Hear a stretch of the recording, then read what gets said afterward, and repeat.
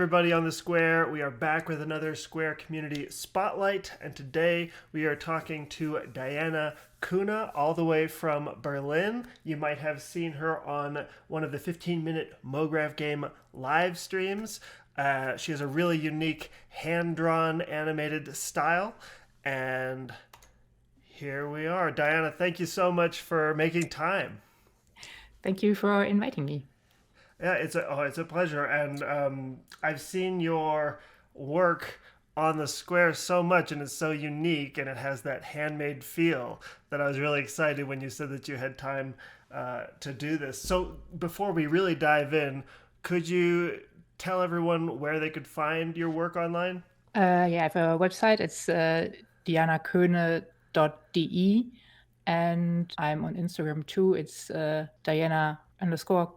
It's also linked on my website. Yeah, So and I'll put links in the description of this video and on this post, and I'll also show it on screen. And I think I think I said that you were in Berlin. Is that accurate? Where exactly? Like, are you in Berlin? no, the time zone is Berlin, Oh, that's but why. Because we've been communicating with the time zone, and I just yeah, keep. yeah, yeah, yeah. I'm sorry. Where are you located? I live in Hamm. That's in the western region of Germany. Berlin is more in the east, and Hamm is in the far west. It's like 500, oh, yeah, I think 500, 400, 500 kilometers. So, Well, I'm sorry. Okay, no, same time zone, but I was way yeah. off. Germany. We'll just say Germany. Well, I apologize for that. So, could you tell us briefly who you are, what you do, and sort of your backstory, how you got there? Yeah, sure. So I work as a graphic designer and a freelance illustrator. And I think I'm probably one of the older students on the Square because I've been working as a graphic designer for almost 20 years now. Yeah, so I work at a publishing house here in Hamm, and that part of my career is like 80% of my time, and then on the weekends and nights, I work as an illustrator, and I also do my personal work during that time too. So I'm busy around the clock with drawing and designing things, which is Wow, really cool. it sounds like art is a big part of your life. Yeah, and Maybe, it's really fun. Yeah. yeah. Um, Yeah, could we that take a step back and just talk about how did you get into art and maybe go through some of the major points of your career so far? Yeah. Well, actually, art wasn't like the first thing I thought of when I graduated high school, because I had a very formal education, and it was years back. It was 1995, 6, when I was thinking about what to do after schools. So I really didn't take art-related things into account because it was just not a major focus at school. But I was lucky to spend a year at a high school in Cleveland, Ohio, and their art was a bigger part of the curriculum. And I it was the first time I actually realized people pursued art as a career, because in the art program there, they had afternoon workshops for students who wanted to apply to an art program or art school, something like that. And the teacher provided help with getting their portfolios ready, which were completely analog back at that time. And there was a lot of drawing and painting, and there I noticed that art could be somehow could somehow lead into a career. And when I got back to Germany, the first thing I heard was that a guy at my school also was preparing his portfolio to go to art school. And these two dots kind of connected. And because I had always drawn and painted, but just as a hobby, not thinking it was something real, Yep. I also looked into getting a portfolio ready for art school. And yeah, that worked immediately. So I went to the University of Applied Sciences in Dortmund, and which is also here in the Western region. And the school spoke to me because the building was right across the street from the stadium of my favorite soccer team. So it was just like a Yeah. few meters across, and I found it very romantic to study there. And Which team would that be, if you don't mind me asking? Borussia Dortmund. Okay, I'm not like Uh, really familiar with the soccer scene, but maybe some other fan out there just really connected with you. I don't know. I interrupted you though. So you found this art school because of its connection to your soccer team, yeah. and Actually, I didn't. I don't remember how I actually found it because I didn't use the internet in 1995. right, right. So I don't know how I actually found out about the school. I completely forgot, but I looked it up, and it was right next to it, so that was funny. Yeah, and I studied graphic design, also a very classical program. And the teacher, or some of the teachers, always said that if you want to make money from graphic design, you need to do corporate design, corporate design, corporate design. So, yeah, I took that advice and went into that direction. And right out of art school, I got the job at the publishing house where I still work today. Um, Wow, that's awesome. and yeah, uh, and because I'm working there for such a long time now, after a while, you have energy left to do different things on the side. And back then, when blogs were still a thing, I started a blog with weird creatures and characters and just drew them for fun. And I don't really remember how, but that led into clients approaching me for not for that weird characters, but for hand drawn, maybe sometimes funny, a little bit weird illustration work. And so I started to do that on the side, and I had a online shop where I sold posters and postcards and buttons and things with my weird creatures. Yeah. And every now and then I had the urge to animate the characters and things I drew, but I never got the hang of it really because it's so technical, and I think my brain just isn't wired that way. And I, I back then I started out with reading books, which didn't help, and then I binged tutorials, which didn't really help. And one day I came across an Adobe Live session with a German graphic designer, illustrator, who had the same education as me, like very analog and traditional graphic design. And she prepared with a School of Motion class for her upcoming job at Kurz gesagt in a nutshell. I don't know if you know that. I'm not Yeah, familiar, I think but a media agency. They do fantastic, amazing work, and I was like, wow, she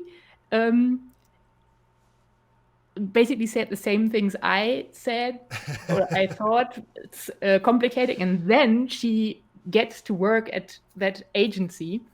And I looked into School of Motion, and from there I took it like 3 courses, Wow. and that's where I'm right now. I'm still in the learning phase. Obviously, it's like 2 years that I'm, yeah, trying to animate things. Oh, and successfully. I would love. Actually, this is a great transition to. Could we look at some of your work? I actually have it ready to share. Would that be all right? Yeah, sure. Awesome. Okay, there we go. So here we are. Let me just. There we go. First, just want to highlight your Instagram one more time. I love this profile picture, by the way. Um, Everybody, please go follow Diana. That quirky style has so much life, so much depth that is really refreshing in the MoGraph, the motion design world. To see something that was actually handmade and then brought to life, um, it's really distinctive. This is your portfolio, and before this, I actually translated it to English so I knew which buttons to click. Then I translated it back. But would you mind? Could we pick a project and maybe talk about it a little bit? Let's see here. Motion design. What about? Could we pick this one and Yeah, maybe we'll watch it and then you could talk about your process a it's bit. yeah. Okay, I'm gonna turn this. So We'll it's see. a music video for a local band, and yeah, I've been doing some artwork for their CDs and covers before, and they asked me to come up with a video for their one of their latest songs. So yeah, Yeah, here I'm gonna click it's play. in German. So Uh, That's fine with me. Let's see. Just adjust this volume. I love this. The colors are amazing. Ich hab Like keinen your Bock use auf of color. Menschen, nur Steine sind grad so okay. Alles, was denken und atmen kann, nervt mich grad extrem. Ich will keinen Input mehr und vor allem will ich do you hear niemand the music? sehen. I don't hear it. Bin Or ganz Oh, weit weg I von actually do hear the Depressionen. music. Ich okay. guck nur schlecht gelaunt. Oh man. So this scene, I'm just gonna pause it. I feel like this scene is just so cool. There's so many elements going on, and the way that you've blended the analog with the digital is fantastic. It's so refreshing. Um, let's see It here. was What's also one of the things that I set as a challenge for myself. Somehow I'm a challenge person, MoGraph challenge, and if I don't have MoGraph challenges, I come up with my own challenges, and that was something I really wanted to try to combine hand drawn stuff, cut out things, photographic images, and make So could one you talk piece. to me a little bit about your process here? Like what we're seeing here, like I'll just pause it on like this frame here. Could you talk about how how this was made? The big concepts going on here. Do you start by drawing it out, or I know sometimes you actually cut out paper and photograph it? Yeah. Uh, with this guy, I didn't physically cut out things, but with Photoshop. So I just had these elements and very traditionally animated them. The biggest challenge was his the tube on his back. I didn't really know how to. Now the other one, the one that is Oh, this one dangling right back and here. forth. Yeah, because I wanted the structure on there, and later on there is some bad vibes going through the tube, and that I think I did with points follow nulls. Mm-hmm. I think. Mm-hmm. Oh man, there's this. there's so much life here. I'm gonna back up to this scene again. So when you approach a scene like this, like how do you? I'm really curious about your process because you come up with such like unique and engaging final look. How do you start? Do you start sketching things out? Do you jump right into Photoshop? Could you take me through your process just a little bit? Yeah.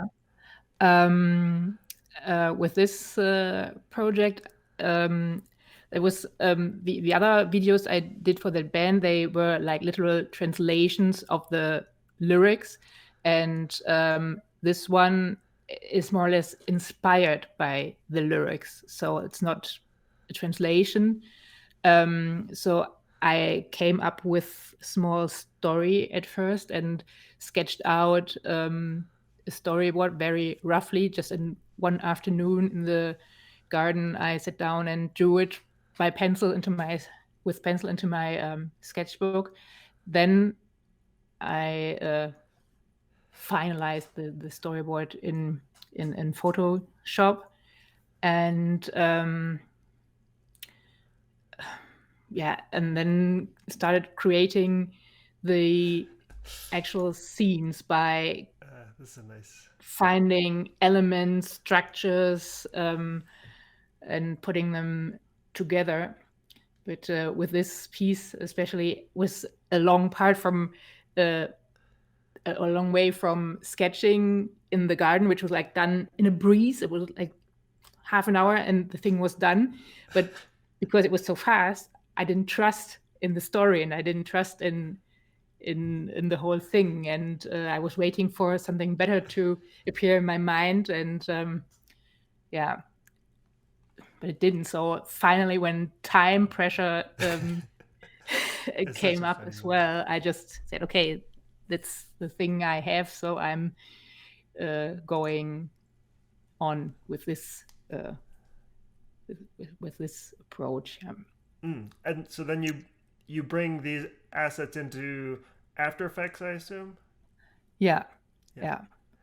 So I did the layouts and everything in Photoshop with 1 million layers. Yep. And yeah, then I transferred it into After Effects. And so far in my stage right now, it's everything is brute force. And Whatever works. hours and hours of sitting and trying and piecing everything together. Yeah. Well, it's fantastic. Um, I mean, yeah, especially compared to the mostly mostly vector. To generalize the motion design industry, there's a lot of vector work that happens, and then to see your hand drawn, stylized animations, like I've said a couple times, is just really refreshing. I was wondering, could you talk about developing style, because you have a unique and distinctive style that, for those looking to develop their own voice, their own style, do you have any advice? It's funny that you're asking me that question, because that is a question I'm asking myself, or have been asking for years and years and years, and actually didn't find an answer. The only answer for me was just do, try, experiment, and for me it was like follow your inner feeling, because obviously, because vector is so popular, I tried vector years back and it just didn't click with me. I like looking at it, I love the work people are doing, but when I sit here and work, i I just can't get the right feeling to it. And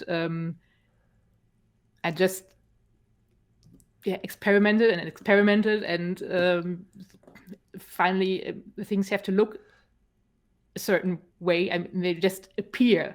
I have the feeling just by doing and asking yourself if you like what you're doing. and just asking yourself, not looking at others and look if they maybe like what you're doing, because that messes with your brain. Well, at least it messes with my brain. Yeah, same. Yeah. So, So would you say, like, when you sit down to make some sort of art, do you think, like, okay, I'm going to do it in my style, or do you just make the art? well, I'm like maybe two parts, because I have a corporate job where I have to do it a certain way, in a certain style. That's what I do there. But for my personal work, most of the time, it just comes out of myself to take physical objects,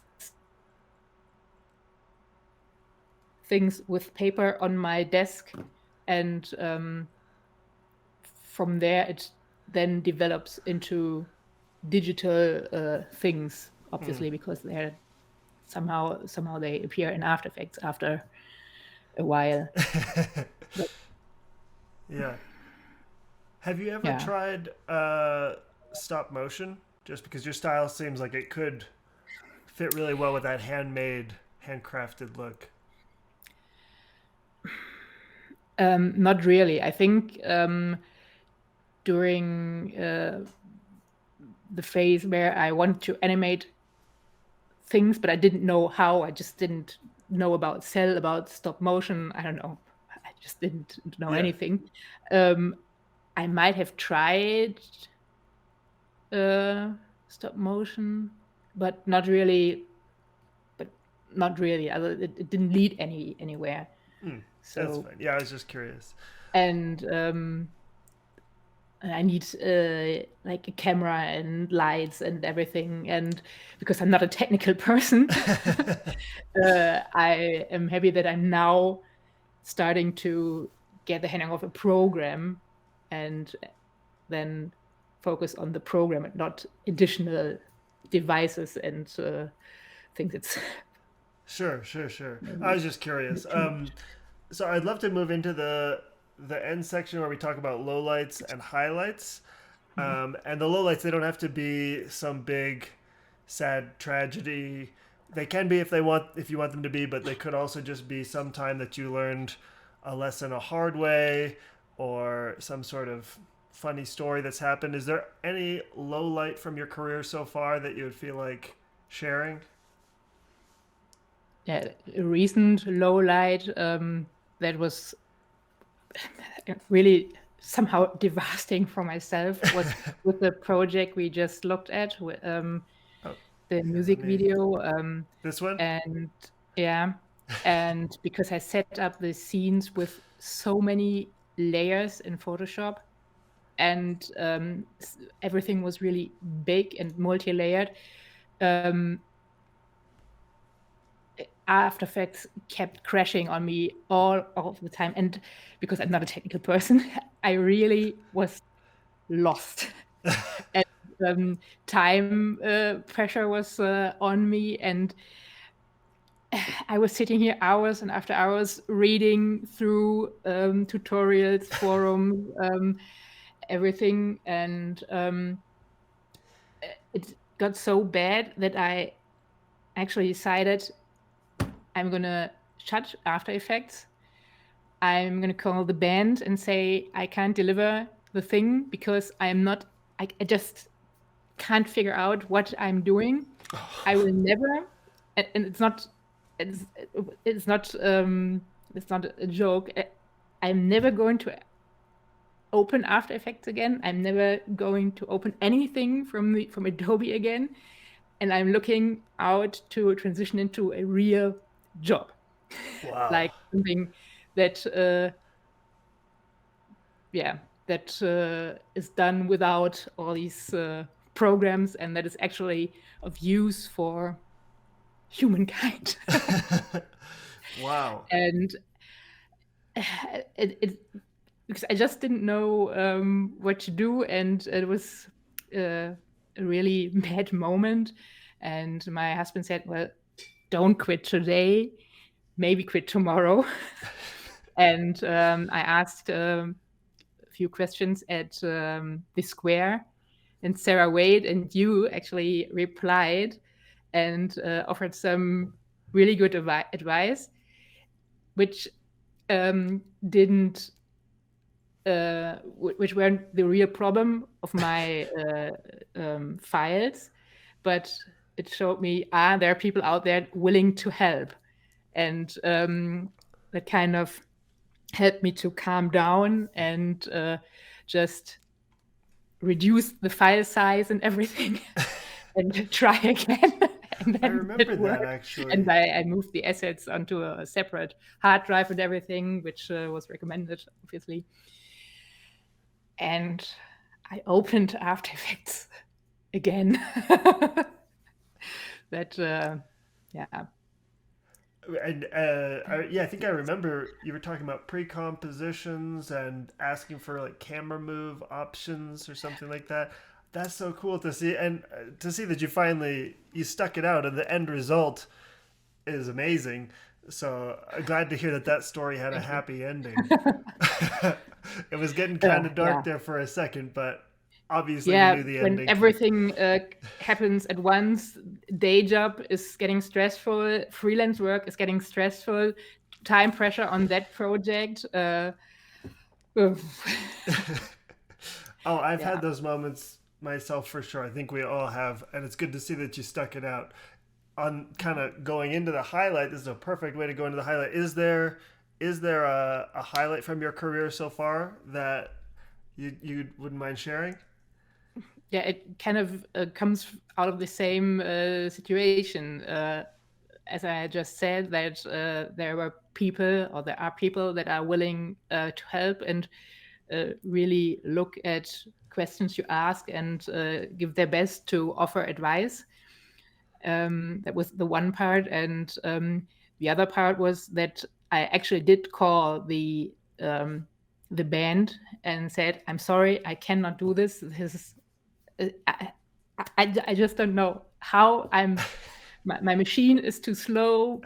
I can't figure out the technical issues. I'm sorry." And they were so